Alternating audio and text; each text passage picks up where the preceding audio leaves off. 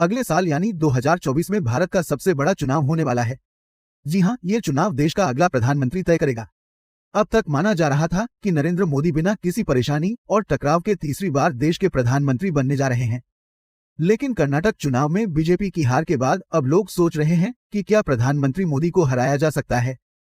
भले ही मोदी चुनाव न हारे, लेकिन लोगों के मन में ये सवाल बार बार आता है कि मोदी के बाद कौन है।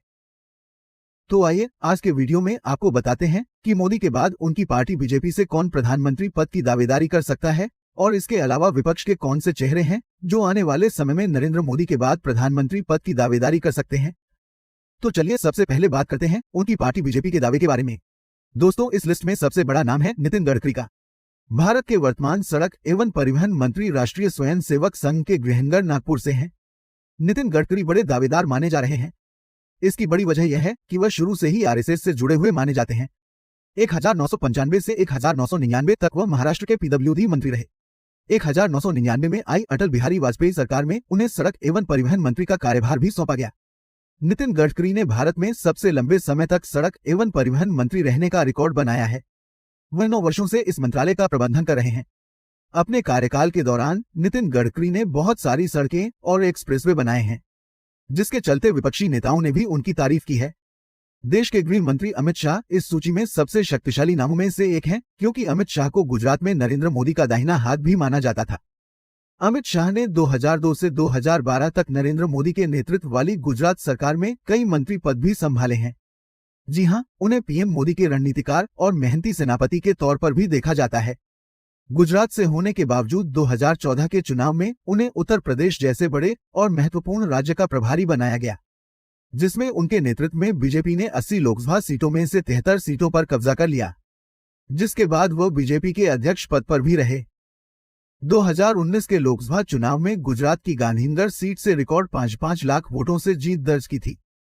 जी हां दोस्तों, जनता उन्हें मोदी का दाहिना हाथ भी मानती है, क्योंकि उन्होंने गृह मंत्री बनने के बाद भी देश में सबसे महत्वपूर्ण फैसले लिए हैं, जैसे कि धारा 370 को हटाना, 3 तलाक के खिलाफ कानून लाना और सीए जैसे कानून बनाना और एनआरसी। इसलिए उन्हें मोदी के बाद विकल्प के तौर पर देखा जा रहा है। इस लिस्ट में तीसरा नाम यह है कि ये मोदी के सबसे लोकप्रिय नेताओं में से एक माने जाते हैं। देश के सबसे बड़े राज्य उत्तर प्रदेश के मुख्यमंत्री योगी आदित्यनाथ हैं। यूपी के मुख्यमंत्री की छवि में हिंदुत्व का पुट होने के कारण वह जनता के बीच काफी लोकप्रिय हैं।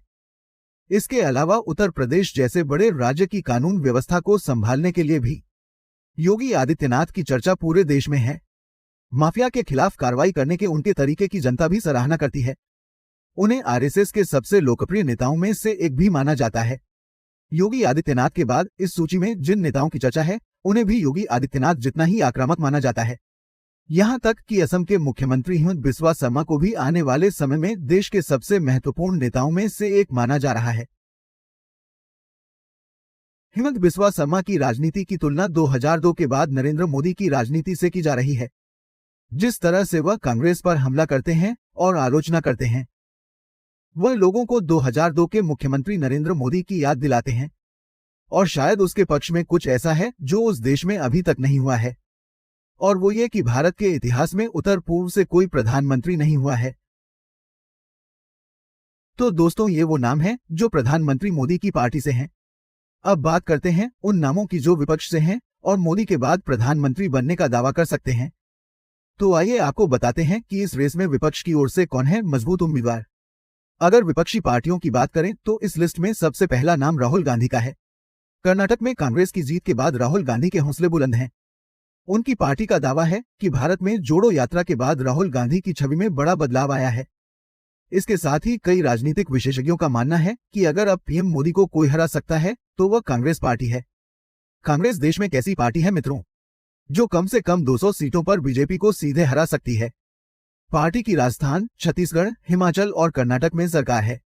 इस बीच दक्षिण तमिलनाडु, केरल, आंध्र प्रदेश, तेलंगाना में कांग्रेस का अच्छा वोट बैंक है। लेकिन कांग्रेस के साथ दिक्कत यह है कि वह अभी ऐसी स्थिति में नहीं है कि वह अपने दम पर बीजेपी को कहीं भी हरा सके। यूपी और बिहार जैसे बड़े राज्यों में कांग्रेस अभी भी बेहद खराब स्थिति में है। आइए बात करते हैं राहुल गांधी के राजनीतिक करियर के बारे में। 2004 में राहुल गांधी ने अपना पहला चुनाव अमेठी से लड़ा। इस चुनाव में उन्होंने 1 लाख से ज्यादा वोटों से जीत हासिल की। इसके बाद 2009 और 2014 में वह अमेठी से सांसद चुने गए। 2013 में वह कांग्रेस के उपाध्यक्ष बने और उसके बाद 2017 में वो कांग्रेस के अध्यक्ष बने। लेकिन राहुल गांधी को तब झटका लगा जब 2019 के लोकसभा चुनाव में वो अपनी पारिवारिक सीट अमेठी हार गए। हालांकि उन्होंने बाइनरी सीट से चुनाव जीता, लेकिन 24 मार्च 2023 को राहुल गांधी को एक बार फिर झटका लगा जब कोर्ट ने उनकी लोकसभा सदस्यता समाप्त कर दी और अगले 6 साल तक राहुल गांधी के नामांकन के लिए चुनाव लड़ने पर रोक लगा दी। प्रधानमंत्री, फिलहाल तो यही सबसे बड़ी समस्या है। इस सूची में विपक्षी दल दूसरे स्थान पर हैं। बिहार के मुख्यमंत्री नीतीश कुमार, वे लंबे समय तक बिहार के सीएम रहे हैं। हालांकि उनकी पार्टी कभी भी अपने दम पर सरकार नहीं बना पाई है। 8 बार सीएम पद की शपथ लेने वाले नीतीश कुमार को कभी बीजेपी तो कभी आरजेडी का सहारा लेना पड़ा। फिलहाल बिहार में नीतीश कुमार आरजेडी और कांग्रेस के समर्थन से सरकार चला रहे हैं। दोस्तों, इन दिनों नीतीश कुमार बीजेपी को हराने के लिए पूरे देश में घूम घूम कर विपक्ष के अन्य नेताओं को एकजुट करने की कोशिश कर रहे हैं। यही कारण है कि इस सूची में नीतीश कुमार का नाम है। पीएम के नामांकन के लिए नीतीश कुमार की पार्टी में उन्हें साफ सुथरी छवि वाला राजनेता माना जाता है। लंबे समय तक सत्ता में रहने के बाद भी वह बेदाग रहे हैं। उनके पास करीब 5 दशक का राजनीतिक और सामाजिक अनुभव है। वह 17 वर्षों तक बिहार के मुख्यमंत्री रहे हैं। इसके साथ ही नीतीश कुमार की छवि सबको साथ लेकर चलने वाले नेताओं में है। इसीलिए उनकी गिनती सभी जाति और धर्म के वोटरों में होती है। नीतीश कुमार कुर्मी समुदाय से आते हैं। बिहार के बाहर उत्तर प्रदेश, मध्य प्रदेश और राजस्थान में कुर्मी समुदाय बीजेपी का पारंपरिक वोटर है। अगर नीतीश कुमार विपक्ष का चेहरा बनते हैं तो सिर्फ कुर्मी वोटर ही नहीं बल्कि ओबीसी समुदाय भी बर्बाद हो सकता है। इस तरह नीतीश कुमार नरेंद्र मोदी को हरा सकते हैं। इस लिस्ट में अगला नाम है ममता बनर्जी का। टीएमसी नेता ममता बनर्जी लगातार तीसरी बार पश्चिम बंगाल की मुख्यमंत्री बन गई हैं। क्या ममता बनर्जी ने कभी कम्युनिस्ट पार्टी पर जीत हासिल की? ममता बनर्जी को एक लड़ाकू महिला के तौर पर देखा जाता है क्योंकि वह 35 साल से सत्ता में हैं। ममता बनर्जी की पार्टी वर्तमान में लोकसभा में चौथी और राज्यसभा में तीसरी सबसे बड़ी पार्टी है। अब उनका लक्ष्य बंगाल के बाहर भी पंख फैलाना और केंद्र में मुख्य विपक्षी दल बनना है। टीएमसी 2024 के लोकसभा चुनाव में ज्यादा से ज्यादा सीटें जीतना चाहती है। हालांकि 2021 में जीत के बाद जब टीएमसी ने पूर्वोत्तर के कुछ राज्यों और गोवा जैसे राज्यों में चुनाव लड़ा, ममता बनर्जी की पार्टी को कोई सफलता नहीं मिली। हाल ही में चुनाव आयोग ने उनकी पार्टी टीएमसी से राष्ट्रीय पार्टी का दर्जा भी छीन लिया है। पश्चिम बंगाल में लोकसभा की कुल 42 सीटें हैं। ममता बनर्जी ज्यादा से ज्यादा सीटें जीतना चाहती हैं और किसी को बहुमत न मिलने की स्थिति में खुद को प्रधानमंत्री के तौर पर आगे बढ़ाना चाहती हैं। इस लिस्ट में एक और अहम नाम है अरविंद केजरीवाल। जी हां दोस्तों, आंदोलन से राजनीति में आए अरविंद केजरीवाल की पार्टी आम आदमी पार्टी पंजाब विधानसभा चुनाव जीतने के बाद से ही पूरे देश के लिए अपनी तैयारी कर रही है। दिल्ली के सीएम अरविंद केजरीवाल ने हाल ही में पीएम मोदी के खिलाफ ऐसे बयान दिए हैं जिससे माना जा रहा है कि वह खुद को विपक्ष का मुख्य चेहरा बनाने में लगे हुए हैं। हाल ही में अरविंद केजरीवाल ने नारा दिया है, मोदी हटाओ, देश बचाओ और प्रधानमंत्री को अनपढ़ भी कहा है। आपको बता दें कि अरविंद केजरीवाल की पार्टी फिलहाल दिल्ली और पंजाब जैसे 2 ही राज्यों में है। इसके अलावा आम आदमी पार्टी को गोवा और गुजरात में भी सफलता मिली है, जिसके चलते हाल ही में चुनाव आयोग ने आम पार्टी को राष्ट्रीय पार्टी का दर्जा दिया है। लेकिन सभी राज्यों में मजबूत आम आदमी पार्टी की अनुपस्थिति के कारण अरविंद केजरीवाल की पीएम की कुर्सी तक की राह भी मुश्किल है। तो दोस्तों, यह वह नाम है जो आने वाले समय में नरेंद्र मोदी के बाद पीएम की कुर्सी तक पहुंच सकता है। आप क्या सोचते हैं, मोदी के बाद कौन बन सकता है देश का अगला प्रधानमंत्री? अपनी राय हमें कमेंट करके जरूर बताएं।